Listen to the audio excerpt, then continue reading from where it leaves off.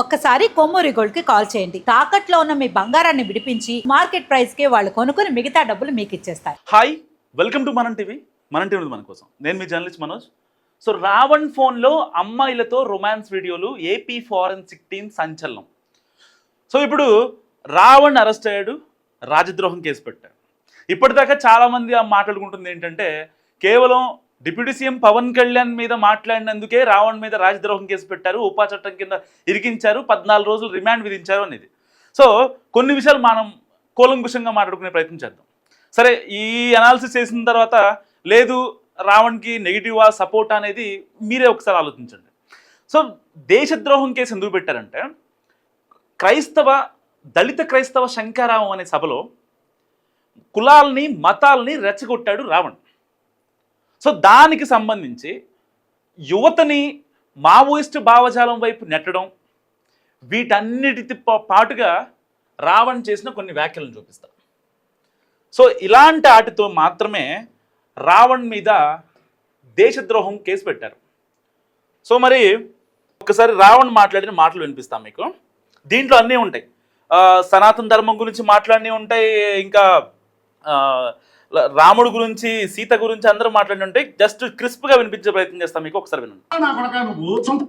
సనాతన ధర్మాన్ని ఒక్కొక్కసారి కొంతమంది ట్రోల్ చేస్తూ సన్నాతుల ధర్మం అని చెప్పని అంటారు. దాన్ని బూతు కింద కూడా వాడతారు. ఎక్కడ బంగ్లాదేశ్ లో పుట్టిన లేఖనా కొడుకులు హిందువులు లేని ఇష్యూ గురించి మాట్లాడి కశ్మీరీ పండించింది మానవహోమం చేశారు, ఓచకోత కోసారు అని చెప్పుకుంటూ మాట్లాడి కశ్మీరీ ఫైల్స్ అని చెప్పుకోబడే ఒక దొంగ నంబర్ని తీసుకొచ్చి బయటికి ఇంతమంది చనిపోయారని చెప్తే మన వీడియో కూడా చెప్పాం. 100 మంది కూడా నేను చనిపోయిన వాళ్ళు గత 20 సంవత్సరాలుగా చూస్తే మహాభారతం తీసుకొచ్చి ద్రౌపదిని చేరలాగారు, మన ఇతిహాసాలు చెప్పిన అని చెప్పి చెప్పరా నా కొడక నువ్వు. సొంత రాజ్యంలో తరలించుకొని రాముడు అని చెప్పినట్టు ఎలా ఉంటుంది? రాజ్యంలో పోండి అని చెప్పని తరలించుకొని అడవిలో అడుక్కు తిని రామాయణంలో సీతను వదిలేసిన రాముడి గురించి నువ్వు చెప్పాలి చేపించరా. ఈ రోజు అగ్నిప్రవేశం చేపించరా నా కొడక. సీతని వదిలేసిన రాముడిని ఆదర్శంగా తీసుకుని ఈ రోజు ఎంతమంది భర్తలు వాళ్ళ భార్యను అగ్నిప్రవేశం చేపిస్తారని చెప్పని రోడ్డు మీద అడగరా నా కొడక. పూజారులు వాటాల కోసం ఆ చందాలు వేసి ఆ డబ్బాల కోసం, చందాలు వేసుకునే డబ్బాల కోసం పట్టుకొని వస్తున్నారు బ్రోకర్ నా కొడక. విన్నారు కదా. సో ఎంత దారుణంగా మాట్లాడాడో రావణ్, మీరు విన్నారు. సో విన్నారు కదా రావణ్ మాట్లాడిన మాటలు. దీనికోసం రాజద్రోహం కేసు పెట్టారు. పవన్ కళ్యాణ్ అన్నాడనో, పవన్ కళ్యాణ్ అన్నాలని పెడితే రావణ్ యూట్యూబ్ ఛానల్లో 500 వీడియోస్ ఉంటాయి. 500 వీడియోస్ 480 వీడియోస్ పవన్ కళ్యాణ్ గురించే ఉంటాయి. నిజంగా పవన్ కళ్యాణ్ గురించి నెగిటివ్ చేయాలనుకుంటాడు, కానీ పాజిటివ్ అవుతూ ఉంటుంది అక్కడ, అది వేరే విషయం. సో ఇలాంటి నేపథ్యంలో రావణ్పై రాజద్రోహం కేసు పడింది. సో ఇప్పుడు రావణ్ ఫోన్లో అమ్మాయిలతో రొమాన్స్ వీడియోలు, వాళ్ళని ప్రలోభాలకు గురి చేయడం, వాళ్ళని వేధింపులకు గురి చేయడం, ఇవన్నీ పరిపాటిగా మరి ఎప్పుడైతే రావణ్ని అరెస్ట్ చేస్తున్నారో, ఏపీ పోలీసులు, పిఠాపురం పోలీసులు వచ్చి హైదరాబాద్లో అరెస్ట్ చేశారో, సరిగ్గా ఆన్ ది వేలో రావణ్ ఏం చేశాడు, తన ఫోన్లో ఉన్నటువంటి ఈ అమ్మాయిల వీడియోలు మొత్తం డిలీట్ చేశాడు. మరి ఫారెన్సిక్ టీం ఊరికే ఉండదు కదా. ఎప్పుడైతే ఆ రోజున ఫోన్ తీసుకున్నారు, దాని తర్వాత బెయిల్ వచ్చింది, ఇచ్చేశారు. అండ్ దాని తర్వాత 3 కేసుల తర్వాత రిమాండ్ విధించారు 14 రోజులు. సో ఈ లోపల రావణ్ ఫోన్ తీసుకున్నటువంటి ఫారెన్సిక్ టీం కొన్ని సంచలన నిజాలు బయటపెట్టింది. దాదాపుగా 5-6 అమ్మాయిలతో, ఇంకా చాలామందితో చాట్స్ కావచ్చు, ఆ యొక్క వీడియోస్ కావచ్చు, సెల్ఫీ వీడియోస్ కావచ్చు, ఆ ఇంటిమేట్ టైంలో తీసుకున్నటువంటి వీడియోస్ని ఇప్పుడు బయట పెట్టింది ఎఫ్ఎస్ఎల్ రిపోర్ట్. అఫీషియల్గా అవి మనకి కనిపించో. ఎప్పుడైతే ఆ మహిళలు ఈ పోలీసులు అప్రోచ్ అయ్యి వాళ్ళకు ఒకవేళ ఓకే అనుకుంటే మీడియా ముందుకి స్కార్ఫ్ కట్టుకొని వస్తే వస్తారు, లేదంటే లేదు. కానీ ఈ యొక్క రిమాండ్ రిపోర్ట్లో నమ్మలేని నిజాలు బయటకు వస్తున్నాయి. సో ఇలాంటి నేపథ్యంలో ఇప్పుడు రావణ్ని అసలు రావణ్ ఎవరి వాడు అనేది ఇప్పుడు తెలుగు రాష్ట్రాల్లో చాలా సంచలనంగా మారింది. ఎందుకు సంచలనంగా మారిందంటే సాక్షాత్తు జగన్మోహన్ రెడ్డి గారి ఆదేశాల మేరకు మాజీ మంత్రి పేర్ని నాని, ఇటు మాజీ ఎమ్మెల్యే అంబంటి రాంబాబు గారు, వీళ్ళిద్దరూ వచ్చి ఏమని మాట్లాడారు ఒకసారి విందాం. సాక్షాత్తు జగన్మోహన్ రెడ్డి గారి ఆదేశాల మేరకు ఒక్కసారి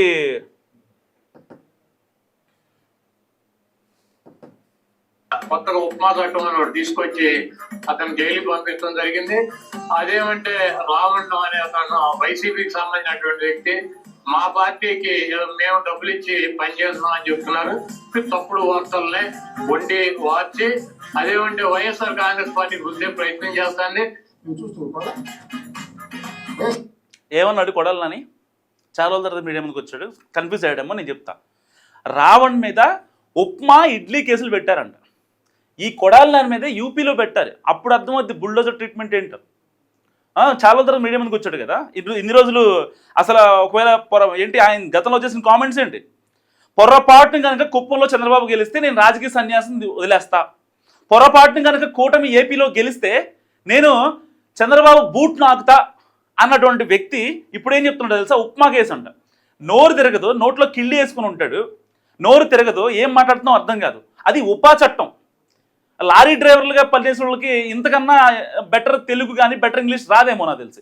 కానీ వైసీపీ ఓన్ చేసుకున్నటువంటి వాస్తవమా కదా ఒక్కసారి వినండి. ఇప్పుడు అంబటి రాంబాబు గారు వెరీ నెక్స్ట్ డే రావణ్ ఎప్పుడైతే అరెస్ట్ అయ్యాడో జగన్మోహన్ రెడ్డి గారి ఆదేశాల మేరకు అంబటి రాంబాబు గారు వెంటనే ప్రశ్న పెట్టేశారు. అండ్ పేరు నాన్నగారు కూడా ఆయన కూడా మాట్లాడారు. ఏమని?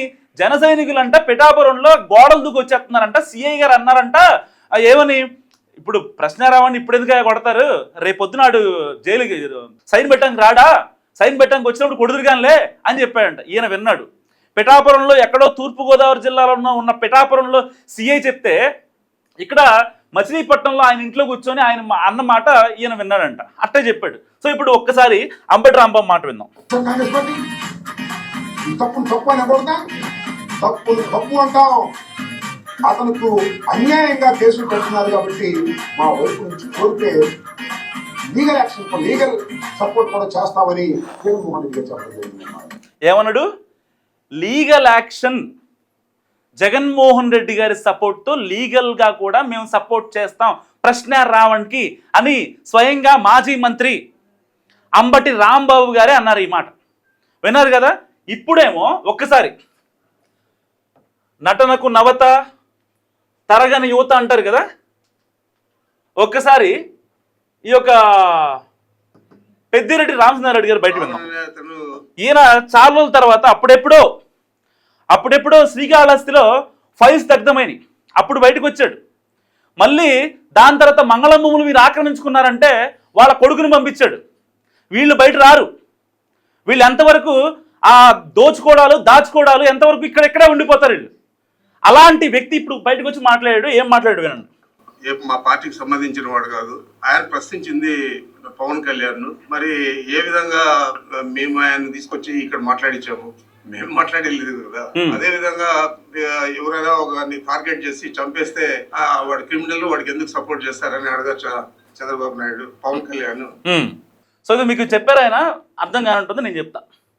ఆయన ఏమంటాడంటే ప్రశ్న రావడానికి మాకు సంబంధం లేదు, మాకు అసలు ఆయనకి ఎలాంటి రిలేషన్స్ లేవు, టీడీపీకి సంబంధించిన వ్యక్తే. యాజ్ ఇట్ ఈజ్ ఏదైతే కొడాలి నాని గారు చెప్పారో పెద్దిరెడ్డి గారు కూడా అదే చెప్పారు. సో ఇక్కడ బాగానే ఉంది. ఇప్పుడు ఇలాంటి నేపథ్యంలో ఇప్పుడు ఒక ట్వీట్ చూపిస్తాం మీకు. అదిరిపోయే ట్వీట్ అనమాట. ఇది మామూలుగా ఉండదు ఈ ట్వీట్. విజయసాయి రెడ్డి గారు ట్వీట్ చేశారు. అసలు వీళ్ళకి ఫండింగ్ ఇస్తుంది ఎవరు? ప్రశ్న రావణ్కి, ప్రకాష్ రాజ్కి ఫండింగ్ ఇస్తున్నది ఎవరు? ఈ సంఘ విద్రోహ శక్తులు కులాలు మతాల్ని రెచ్చగొడుతుంటే వీళ్ళకి కాపు కాస్తున్నది ఎవరు? వీళ్ళకి ఫండింగ్ చేస్తున్నది ఎవరు? డబ్బులు ఇచ్చేది ఎవరు? ఎందుకు వీళ్ళు ఇంత ఇదవుతున్నారు అని చెప్పి విజయసాయి రెడ్డి గారు, కొంచెం జూమ్ చేసుకో కెమెరా, విజయసాయి రెడ్డి గారు చేసిన ట్వీట్ ఇది. కనిపిస్తుందా? రావణ్లు ప్రకాష్ రాజులు ఎక్కడి నుంచి పుట్టుకొస్తున్నారు? వీరికి మద్దతు ఇస్తున్నది ఎవరు? వీరు ఏ సంస్కృతికి వారసులు? వీరి తండ్రులు తాతలు ఎవరు? వీరి మూలాలు ఎక్కడున్నాయి? తెలుగు రాష్ట్రాల్లోని ప్రతి ఒక్కరూ ఆలోచన చేయాలి. అసలు ఇక ఆ ట్వీట్ మొత్తం చదివినంత పుణ్యం నిజంగా ఈయన చెప్పిన మాట. విజయసాయి రెడ్డి గారు నిజంగా ఆ రోజున వైసీపీని వీడి తప్పు చేశారో లేదో నాకు తెలియదు, కానీ ప్రతి విషయం గురించి, ఏపీ లిక్కర్ స్కామ్ గురించి అయినా, లేదంటే ఇలాంటి కీలకమైన సెన్సిటివ్ ఇష్యూస్లో అయినా సరే ఆయన మాట్లాడే మాట నిజంగా నెక్స్ట్ లెవెల్ ఉంటుంది. వీళ్ళకి ఫండింగ్ ఇస్తున్నది ఎవరు? ఇప్పుడు దాకా ఏ పార్టీ ఎందుకు మాట్లాడదు? కులాల మధ్య మతాల మధ్య రెచ్చగొట్టడం, వాళ్ళ మధ్య చిచ్చులు పెట్టడం, వాళ్ళ మధ్య గొడవలు పెట్టడం, ఇదా? దీనికా మీరు ఫండింగ్ ఇచ్చేది? ప్రకాష్ రాజ్కి రావణ్కి మధ్య ఆడియో కాల్ మీరు వినలేదా? ఎంత దారుణంగా మాట్లాడాడు. సనాతన ధర్మాన్ని సన్ ప్లస్ అని బూత్తో మాట్లాడతారా? మీకు మీ దేవుడు నచ్చొచ్చు, లేకపోతే వేరే వాళ్ళకి వేరే దేవుడు నచ్చొచ్చు. ఎవరి మనోభావాలు వాళ్ళకుంటాయి. ఎవరిని హట్ చేసే రైట్ మనకు లేదు. ఎవరిని మతాలు కులాల విషయంలో ప్రశ్నించాల్సిన అవసరం కూడా లేదు. ఎవరిష్టం వాళ్ళది, ఎవరికి నచ్చినట్టు వాళ్ళు ఉంటారు. అడ్మినిస్ట్రేషన్ పరంగా, పాలనా పరంగా ఏదైనా తప్పులు ఉంటే ప్రశ్నించాల్సిన విధానం దూషించడం కాదు, అబ్యూస్ చేయడం కాదు, ఇంట్లో వాళ్ళని మాట్లాడటం కాదు. సో ఒక్కసారి ఆయన ఏమన్నారు చెప్తా. తెలుగు రాష్ట్రాలని ప్రతి ఒక్కరూ ఆలోచించాలి. హిందూ సోదరులు నిజమైన భారతీయ దేశభక్తి భావాలు కలిగిన వారు కొన్ని విషయాల్ని గమనించాలి. ఓసీల్లో ప్రధానంగా 2 అధికార కులాల నుంచి కొద్దిమంది కన్వర్ట్ అయిన తరువాత కూడా వారి కులాలని వదిలిపెట్టకుండా వారి పేరు చివర కులాలని తగిలించుకొని వేరే మత వ్యవస్థలు నడిపిస్తూ ఆర్థికంగా, అధికారపరంగా, రాజకీయంగా లాభాలు పొందుతున్నారన్నది అందరూ గమనించాలి. 2 తెలుగు రాష్ట్రాల్లో క్రైస్తవ మతంలో సగం కన్నా ఎక్కువ మంది పాస్టర్లు మతం మార్చుకున్న రెడ్లు, కమ్మవారే. ప్రశ్న జోసెఫ్ గురించి చాలా క్లియర్గా చెప్పాడు. పేరు యాడ్ చేయలేదు అంతే. ఎవరైతే కన్వర్ట్ అవుతున్నారో ఈ ప్రశ్న రావణ్ లాంటి, జోసెఫ్ చౌదరి లాంటి వాళ్ళు చెప్పాడు కదా, ప్రశ్న రావణ చెప్పాడు మేము కమ్మ అని. చాలా కాన్సిక్వెన్స్ వచ్చాయి. తను ఏ క్యాస్ట్, ఏ కమ్యూనిటీ అని చెప్పాడు. అతనే చెప్పాడు చాలా క్లియర్గా, నేను కమ్మ అని చెప్పాడు. కన్వర్ట్ అయ్యాడు ఇప్పుడు. కానీ నాకు దేవుళ్ళు నచ్చరు అంటాడు, నొప్పడు అంటాడు. కానీ నొప్పుతాడు. దళిత క్రైస్తవ సంఘానికి ఎందుకు వెళ్ళాడండి? పోని కన్వర్ట్ అయ్యాడు, సంతోషం, బాగానే ఉంది. దళిత క్రైస్తవ సంఘంలో అసలు ఆ వర్డ్ రాజ్యాంగంలో లేదు. అలాంటి సభకి వెళ్ళి క్రైస్తవులకి ఏమన్నా హామీ ఇచ్చాడా? మీ బతుకులు మారుస్తా, మిమ్మల్ని నెక్స్ట్ లెవెల్కి తీసుకెళ్తా అని చెప్పి ఏమన్నా హామీ ఇచ్చాడా? కట్ చేస్తే విజిలెన్స్ రిపోర్ట్లో అమ్మాయిల వీడియోలు. ఇది మనం చేసే పనులు.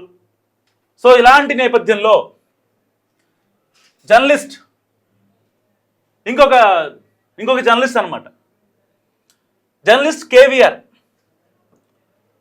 ఈయన మాట్లాడిన మాట ఒకసారి మీకు వినిపిస్తా. ఎక్కడ ఉంది? హాయ్ నమస్తే, వెల్కమ్ టు కేవీఆర్ టీవీ. నేను మీ కేవిరెడ్డి. మన ఎరుపు రాజ్యాంగం ఏపీలోనే కాకుండా దేశవ్యాప్తంగా అంత అధికారంలో ఉన్నోళ్ళు ఏం చెప్తే అది నడవాలి కదా. పైగా మనది ఎర్రి రాజ్యాంగం కదా. మన బాబు గారు తెలంగాణ మీద ఏం పెద్ద అసలు తెలంగాణలో ఆయన ప్రమేయం ఏంది, ఆయన ప్రాణం ఏంది, ఆయన ప్రస్థానం ఏంది, బొచ్చు కూడా లేదు.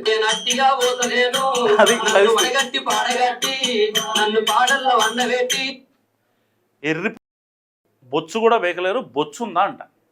మరి అలాంటి వాళ్ళని ఏం చేయాలండి? ఇప్పుడు విమర్శించాలి. భారతదేశంలో ఉన్న ప్రతి రాష్ట్రంలో ఉన్న రాజకీయ నాయకుడిని, యూట్యూబర్లైనా, జర్నలిస్టులైనా, సామాన్యులైనా ఎవరైనా ప్రశ్నించే హక్కు ఉంటుంది కూడా. ఓకేనా? ఆంధ్ర వాళ్ళు, తెలంగాణ వాళ్ళు, ఆంధ్ర వాళ్ళు ఇంకెన్నాళ్ళు ఈ రాజకీయాలు, ఇంకెన్నాళ్ళు ఈ వంత పాడతారు? 13 ఏళ్ళు బట్టి పాడుతున్నారు. నా బీటెక్ ఫస్ట్ ఇయర్ నుంచి పాడుతూనే ఉన్నారు ఈ పాటలు. ఇప్పటికీ ఆంధ్ర తెలంగాణ అనే ఇష్యూ పోట్ల. ఆంధ్ర వాళ్ళు తెలంగాణలో అమ్మాయిలు వేసుకుంటున్నారు, వాళ్ళు వచ్చి ఇక్కడ అమ్మాయిలు వేసుకుంటున్నారు. అంతా ఎవరికాళ్ళు బాగానే ఉన్నారు, బిజినెస్లు వేసుకుంటున్నారు, ఇంకా ఎవరికి నచ్చిన వాళ్ళు జాబులు వేసుకుంటున్నారు. హైదరాబాద్ వస్తారు, హైదరాబాద్లో ఉంటారు, లేదంటే బెంగళూరు వెళ్ళిపోతారు, చెన్నై వెళ్తారు. ఏదో ఒకటి ఎవరి పని వాళ్ళది. వాళ్ళ ఫ్యామిలీస్ ముఖ్యం, వాళ్ళ ప్రగతి ముఖ్యం అనుకునే వాళ్ళకి ఈ ఆంధ్ర తెలంగాణ అనే గొడవలు పెట్టడానికి ఉండదు. ఈయన అరెస్ట్ గురించి కూడా జగన్మోహన్ రెడ్డి గారు మాట్లాడారు. ఎప్పుడు కరెక్ట్గా ఈ వీడియో చేసిన తర్వాత ఈ జర్నలిస్ట్ గారికి పిలుపు వచ్చిందంట. ఏమని? జగన్మోహన్ రెడ్డి గారి దగ్గర నుంచి. ఇదిగోండి విశ్వాలు. అది మ్యాటర్. సో ప్రసన్నం చేసుకోండి, ఇబ్బంది ఏం లేదు. కానీ ప్రశ్నించే తీరులో మార్పు నిజంగా అవసరం. ఈ రోజుల్లో ఉన్నటువంటి ఇది ప్రకారం ఇప్పటిదాకా ఏ సోషల్ యాక్టివిస్ట్ మీద, ఏ యూట్యూబర్ మీద, ఏ జర్నలిస్ట్ మీద ఇప్పటిదాకా నాకు తెలిసినంత వరకు ఉపా కేసులు పడ్డ దాఖలాలు అయితే లేవు. మేబీ నాకు తెలియకుండా ఇంకేమైనా ఉండొచ్చేమో. గత 9 ఏళ్ళుగా ఉన్నాను నేను జర్నలిజంలో. కానీ ఈ దారుణం నిజంగా వెలికి చుట్టం అనేది, అంటే ఒక రకంగా దానికి నేను సిగ్గుపడుతున్నా. ఎందుకంటే ఇప్పుడు ఇక్కడ ప్రశ్నారావణ్ జైల్లో ఎంత ఇబ్బంది పడుతున్నాడో, ఇంట్లో ఉన్న వాళ్ళ ఆవిడ కూడా అంతకన్నా ఎక్కువ ఇబ్బంది పడుద్ది. ఆ చిన్న పాప ఉంటుంది ఇంట్లో, ఆ పాప కూడా అంతకన్నా బాధపడుద్ది, మా డాడీ లేడని. వాళ్ళకి తెలియదు కదా ప్రశ్నారావణ్ అన్న మాటలు, ఆయన చేసిన కామెంట్స్, పాపం వాళ్ళకి తెలియదు కదా. ఇలాగే మాట్లాడుకుంటారు. నిజంగా ప్రశ్నారావణ్ ఎన్ని రోజులు ఉంటాడో జైల్లో, లేకపోతే ఇంకోటి తెలియదు. కానీ సో మంచిగా హ్యాపీగా మైండ్ సెట్ చేసుకొని, మైండ్ మార్చుకొని బయటకు వచ్చి మళ్ళీ జైలు లోపలికి వెళ్లకుండా ఉండాలని మనస్ఫూర్తిగా కోరుకుంటున్నా. సో ఇప్పుడు ఈ వీడియో గురించి నాకు కామెంట్ కావాలి. మీ కామెంట్ అనేది చాలా మస్ట్. ప్రశ్నారావణ్ ఎవరి తాలూకా? జనసేన తాలూకా, టీడీపీ తాలూకా, వైసీపీ తాలూకా లేదా ఇంకెవరైనా తాలూకా? అసలు ఈయనకి ఫండింగ్ ఇస్తున్నది ఎవరు? మస్ట్గా కామెంట్ చేయండి.